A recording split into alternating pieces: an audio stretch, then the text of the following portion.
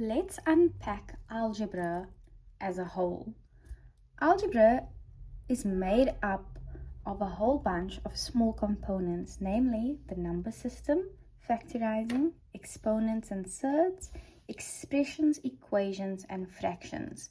Now, all of these you would have learned somewhere along the lines in different grades, and now in your senior grades like 9, 10, 11, and 12, you're combining all of these together to get a holistic understanding of algebra. So for all of these chapters that I'm going to give you an overview on, there are full YouTube videos on my channel if you want to go more in depth on specific sections with examples. Starting off with the number system, we progress from our natural numbers 1, 2, 3 to our whole starting at 0, our integers, which include our negatives, 0 and positives on the number line, rational numbers, which includes all of these, as well as specific types of decimals and fractions, and all of these are classified under your real number system. So it's knowing what numbers fit into bigger classifications, almost like small bags in a bigger suitcase. Then looking at your factorization types, your common factor, common bracket, difference of two squares, trinomial factorization, and then sum and difference of cubes. That's very important when we have to do simplifying. Our laws of exponents and surds. There are 5 to 6 basic laws of exponents that you would learn in grade 8 and 9 already. So those will always be useful.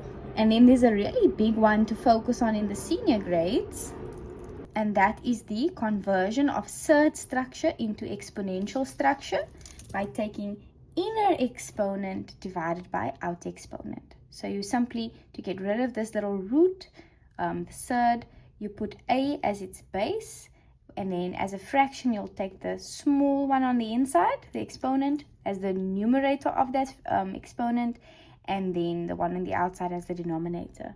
And then also just looking at expansions of surds without calculators.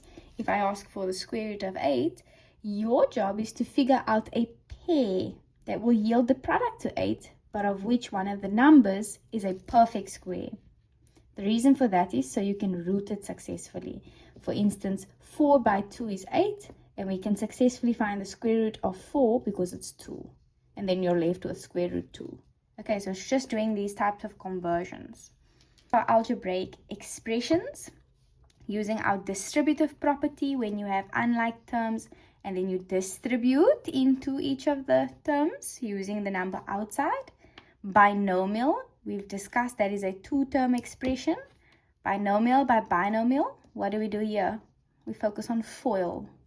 And then, especially in the senior grades, a binomial expression multiplied by a trinomial expression to get a really long expression where we will need to do like term analysis. The different types of equations, these are very popular. Linear, that is the basic ones that you did from grade 8. Quadratic, which we start doing at the end of grade 9. Simultaneous equations, exponential equations, and then going from our understanding of equations, we're going to learn about inequalities and the representation thereof. Then the final branch that makes up algebra is fractions, what we do with the addition, subtraction versus the times or divide. For plus and minus, finding a lowest common denominator is our focus, while with timesing, you take the numerator values of respective fractions to multiply, and then you do the same with the respective bottoms. Then the division, we apply the keep, change, flip structure, where we keep the first expression, we change the main division line into multiplication, and then we flip the second fraction, sort of to say invert it. And then what that will do is get us into the multiplication structure. If you've enjoyed this video and you've learned something from it, you may want to check this one out next.